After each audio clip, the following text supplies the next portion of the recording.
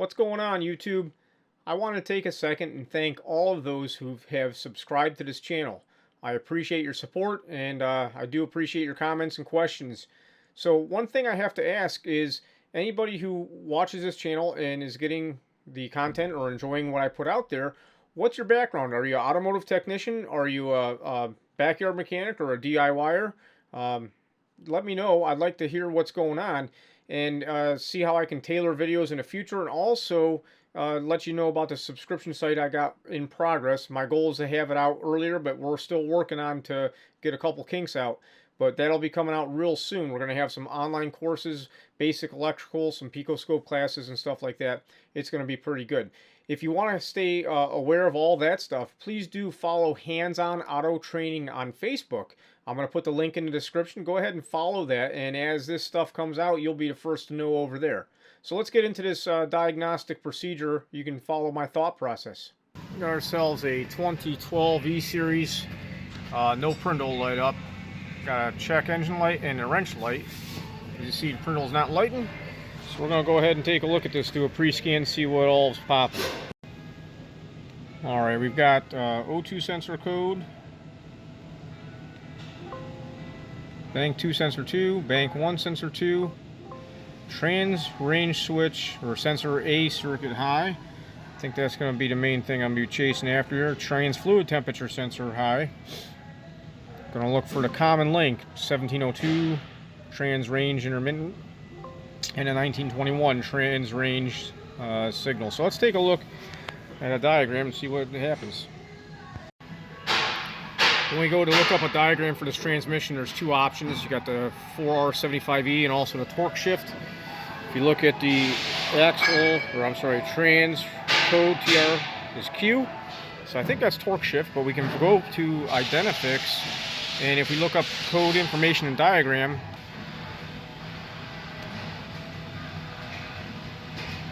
so number 9 is the transmission code. We're going to go down there.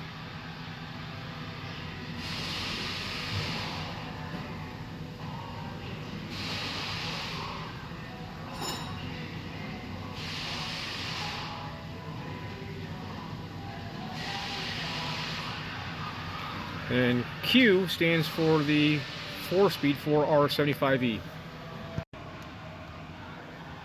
Right now I'm just poking around, taking a look at the diagrams to see how the system works. Looking for anything common that would feed the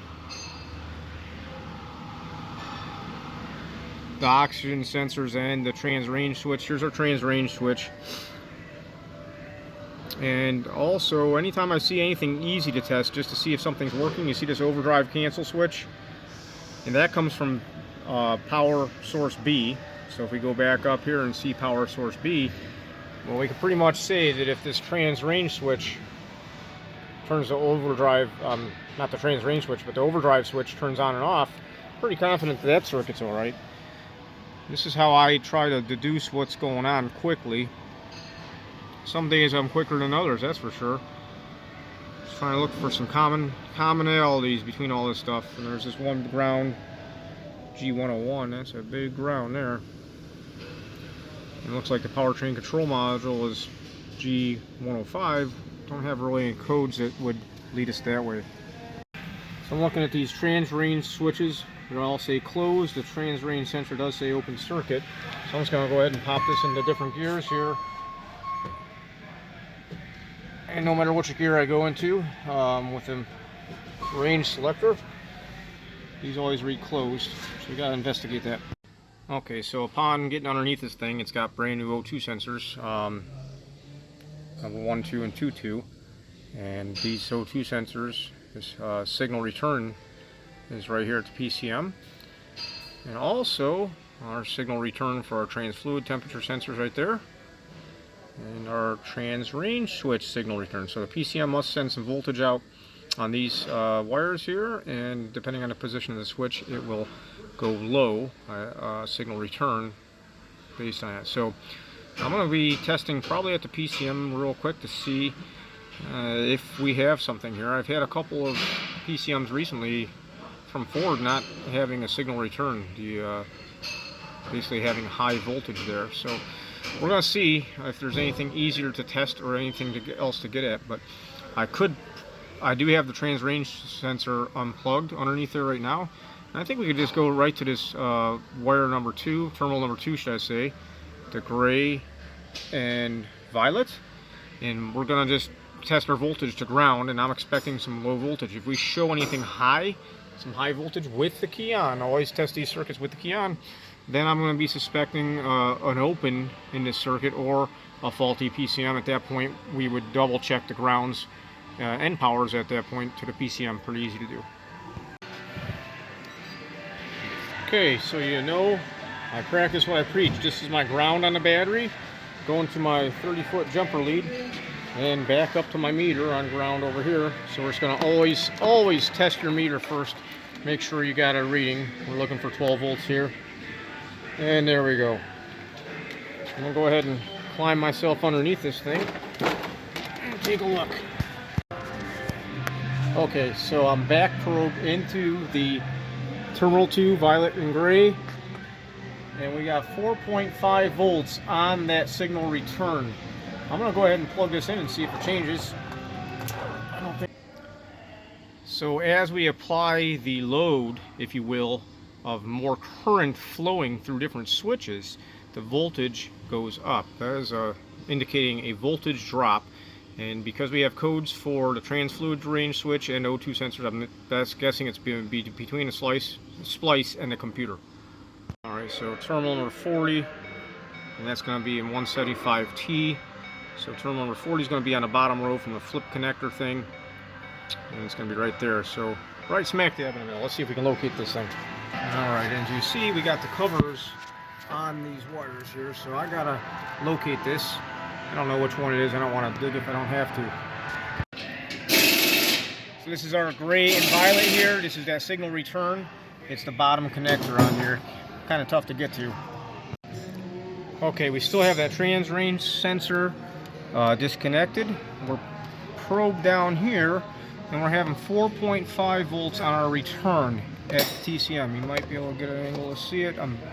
Very difficult to see. Sorry about that. So at this point we got to test the grounds to the PCM. So I want to show you something here. You look at our trans fluid temperature sensor. It's negative 34 degrees Celsius. That's cold. Okay, so indicating an open circuit. I'm pretty confident we're going to have ourselves a bad powertrain control module. We're going to have to test our grounds to it. But to just see what happens here, I've got my positive lead here of my multimeter probe into this probe, and that's showing us we got 4.5 volts on this return. That return should be low. I'm taking the red lead here of my jumper wire, and I'm going to also ground that. Let's put this to ground real quick.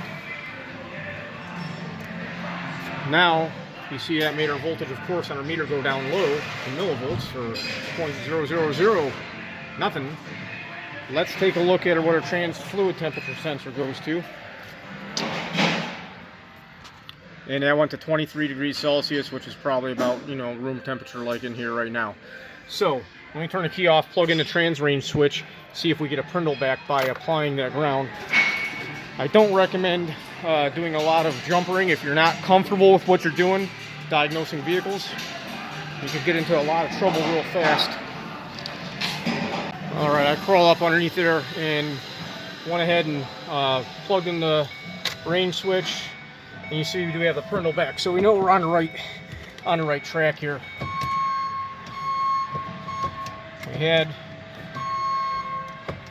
We got, that's interesting, we have them and then they go away. So probably gonna be something with that circuit there. I don't know why it would come and go. Check that out, how it blinks. Let me try starting it. Okay. So with it running, everything's looking good. So that for sure, we got the PCM not providing the low reference. We gotta check powers and grounds now. Now this is all data's interactive OE diagrams. Just so, or not interactive. This is just OEM diagrams. I want to let you know, most times on many of these diagrams like this, all of your powers and grounds will be right here. So we're going to be checking all these grounds. This is all C175B And all the powers are probably going to be C175B as well. So we're going to be checking these powers. 42 should be hot. 62 looks like it's a relay control. Oh, let me reset this. So I'm just looking at how this is all controlled here. So we're definitely looking for juice power, good voltage here at terminal 42. And we're going to be looking for it at 30, 67, and 68. And then all of our grounds. Trying to get this to go here. All of our grounds are going to be right down here. Anytime we do any voltage drop testing or testing powers and grounds, we always want to have the key on. Basically using the computer as a load it's supposed to be. So we're going to first go to right here. We're going to go to 69 and 70 and 67 and 68. Those are the easy ones to get to. And then we'll move along to others. So I've got this little setup here. I got my very sharp needle. This will poke a hole in your skin. Always test your test leads before you start doing any testing. So I'm going to probe into this power here. This is going to be, I think this is 69. And we have 12 volts on 69. We're going to move it to the next one. That's just right here. We're expecting battery voltage on this guy right here. You got to get it just in there at the right angle. And we got our battery voltage there. Now I'm going to go down further to my grounds.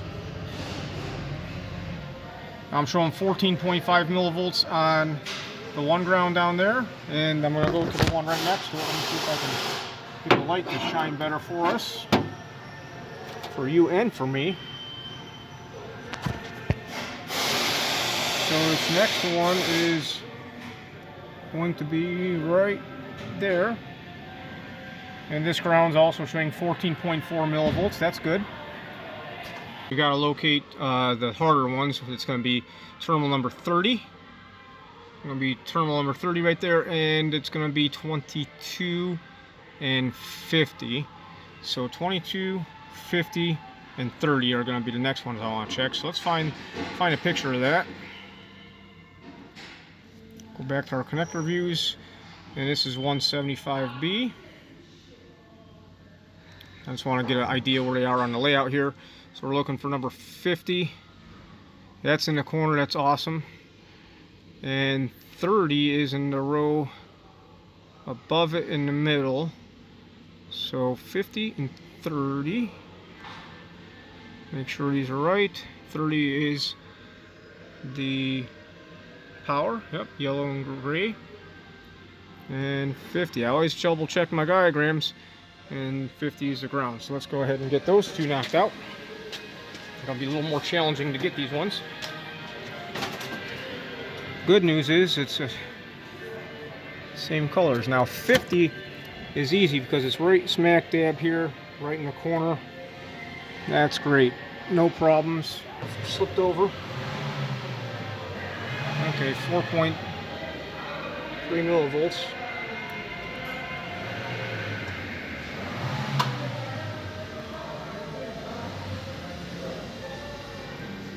Having trouble making sure my terminal's in there straight, but I'm reading about 3 millivolts. This one's a little kooky. There's 4 millivolts on that. And 30 is going to be the one row over towards the middle. This is just where it gets a little tedious and time consuming. But you got to do it if you want to do it right, right?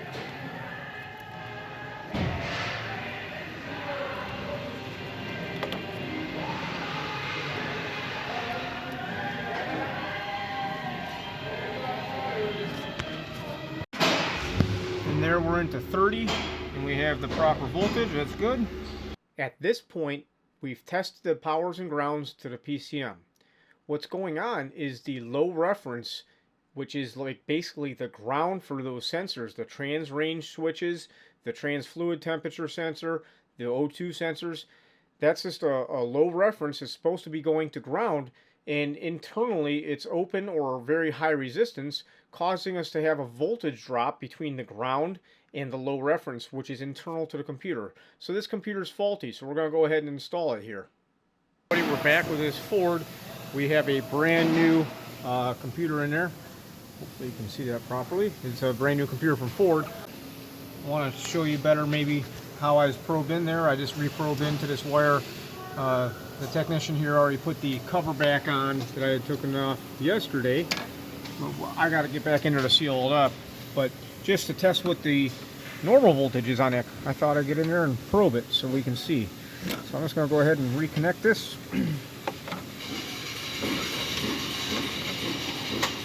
I just got that reconnected, so you'll be able to see what's going on. We'll put our voltmeter to the volts DC. Always check your meter. We do have 12 volts. I'm using the battery negative as a ground. And I'm going to probe into my... Okay, so we are into that wire just like we were yesterday. And you see we have 0 volts on the meter. I'm going to go ahead and turn the key on. This will be the first time I've turned the key on, so you can see that live as well. I'm expecting, just even before the computer's programmed, I'm thinking we're still going to have a PRNDL that lights up. And we do. And the normal Ford radio noise there. So they must have had the battery disconnected. So we do have the PRNDL lit up. That's great. At this point, this computer's not programmed. You can see we got a light. The theft light is on. I don't know why the glare never catches right in this camera. There you go. Theft light's on. We do have a check engine light. So let's go check out the voltage so you and I know what it looks like when it's good. This is the voltage on that reference low. We have 21.3 millivolts. That's 21.2 or 21.3 as it was, thousandths of a volt. This is a good reading. And just so you know, anytime we do programming, we want to make sure we have our battery maintainer on the vehicle. Maintain good battery voltage.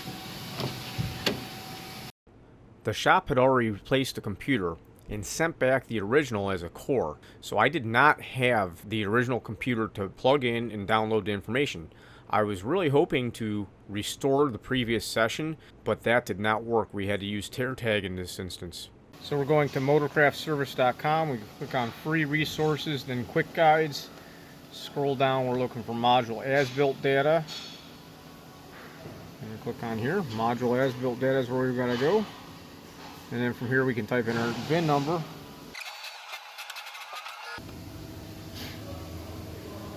So I'm just going to verify my VIN number one more time and make sure we get this right, because this is the tear tag for this vehicle here. So I hit that in there. I pasted that in there. Our tear tag. It's called the catchword or the tear tag sometimes. And this is a 2012. You see how entering that in gave this 2012 option. Now, so it does come up with the right engine size and all that. That's cool. We're going to hit yes. And it tells us this is a blank PCM.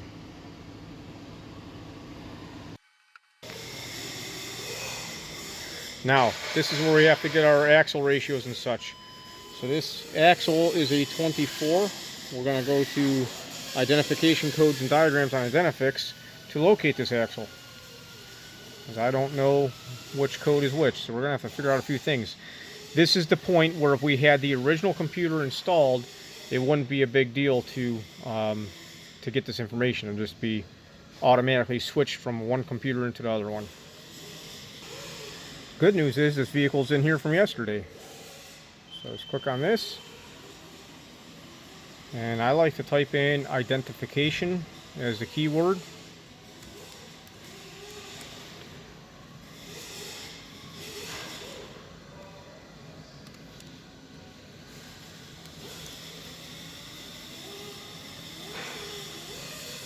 And I misspelled it. I type better with two hands. Holding the phone with one doesn't work out too good. So we're going to go ahead. I believe it's under description and operation, identification codes and diagrams. And here we go. So within this document, if I hit Control F opens up the search bar. I'm going to type in axle. And We're going to hit the next. Here we go. So we have a axle code 24 and 24. Axle code 24 is a 373 non-slip, limited slip. So we got a 373 axle. Our tire size off the door sticker is a LT 225 75/16. So we get our tire in there. And this vehicle does have cruise control. We got cruise. That is present. And traction control, you're not going to find on the newer vehicles that have traction control. Rarely, well, it depends on a vehicle, I suppose, but many times you won't find a traction control switch. But on this particular vehicle, if we do have advanced track RCS, you do have traction control.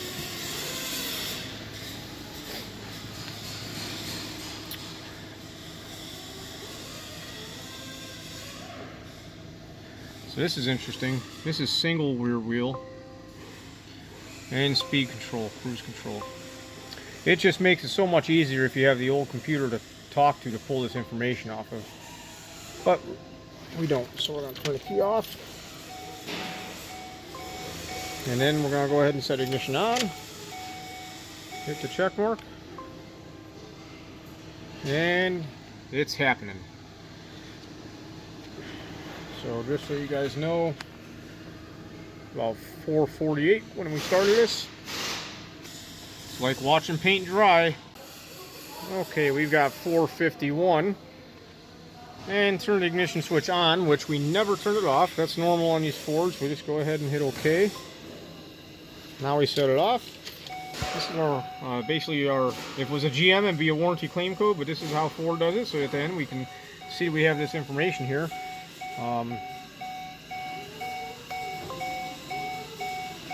Okay. Alright, so now that we got all that done, let's go ahead and check our DTCs. The next step we're going to be doing here is starting a vehicle theft deterrent learn. On this vehicle, the cluster is the host of the keys, if it actually has keys that are pass-style keys. And I got to find some liquid electrical tape to seal up our mess down there. We're going to be taking care of that next.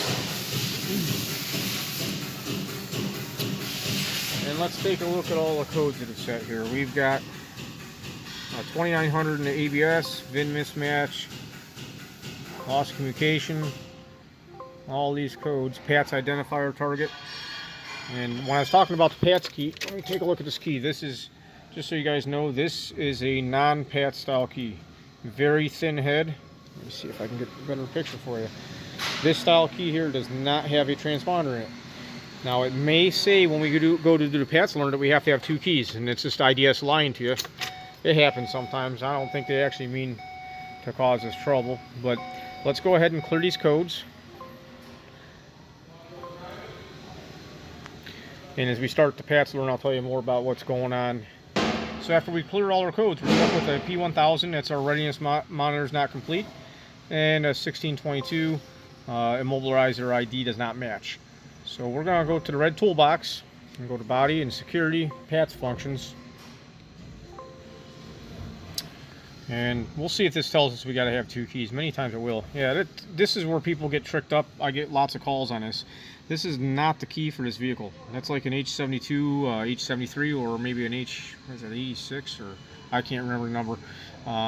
But that is not the key for this vehicle, as we saw. Totally different looking key, just so you know. And we're going to hit OK, yes. So what this PATS learn is doing, it's a 10-minute countdown timer of 10 minutes to waste our life away and do other things, check email and stuff. We hit the check mark, but what's really going on, this is just gaining us access. There are some scan tools. Sometimes the 608, the Autel 608 will bypass 10-minute learn. Sometimes it won't. But what we're going to be doing is called a parameter reset. We're taking some sort of security information or code from the cluster and linking it to the powertrain control module we just installed. So it says, yep, you're okay to start. That's what's going on there. Alright, that 10 minutes is done. Hit the next button. Security access is granted.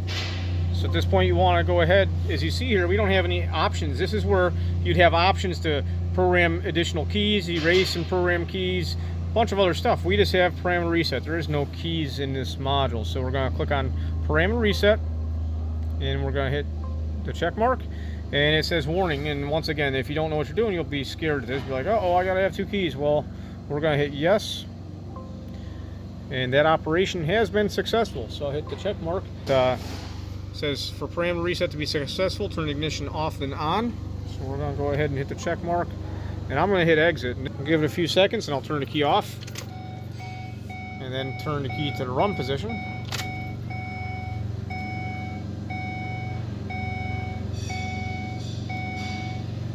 And I'm going to go ahead and reset, or should I say check the codes. I want to refresh this. I know we have this one code. I just want to refresh this and see if anything has come back. And while that is refreshing, we're going to take a peek under the hood, make sure we're clear to start. And as I said, I still got to go back here and seal that up. And these are the codes that popped up here. Pat's target identifier, and then you see it says fault previously detected, not current. So that's cool. So I'm going to go ahead and erase this right now. Alright, we've got ourselves all sealed up there and put back together on that bottom connector. Let's go ahead and see if we've got a runner and what code set. So after checking all the codes, nothing's there. Cleared them all out. See what lights are on, and we'll start it up.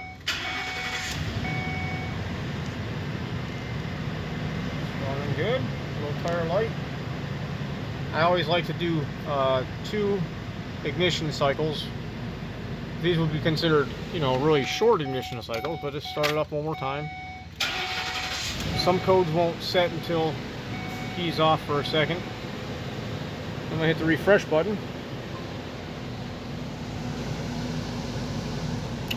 So that's refreshing. Okay, no codes. Looks like a job well done. For those of you still watching, this vehicle had the converters stolen off. Somebody took a hacksaw and chopped them off. When I crawled up underneath her yesterday, I kind of noticed, I'm like, oh, shiny converters and no O2 sensors. I didn't put 2 and 2 together, but that's what happened. So I'm assuming as they're cutting the wires, maybe I think the customer drove the vehicle here with no converters on it. Maybe the wires got shorted and put direct power maybe to the reference low signal. I'm not sure, or should I say the reference low circuit. I'm not really sure. Thanks again for taking the time to watch this video. If you like this type of stuff, please do subscribe if you haven't already. Also, like I said, follow us on Hands-On Auto Training. You'll be the first to know what's going on as this new course content comes out. There will be some free lessons coming out, and there will be some paid membership packages as well. And like I said, if you guys want, type in the comments. I'd like to hear what your background is. Do you just like hobby stuff as far as automotive? Is this just a hobby? Are you a technician? Are you an experienced technician, a younger technician? Just leave me some feedback in the comments. I'd love to hear from you guys. Have a great day.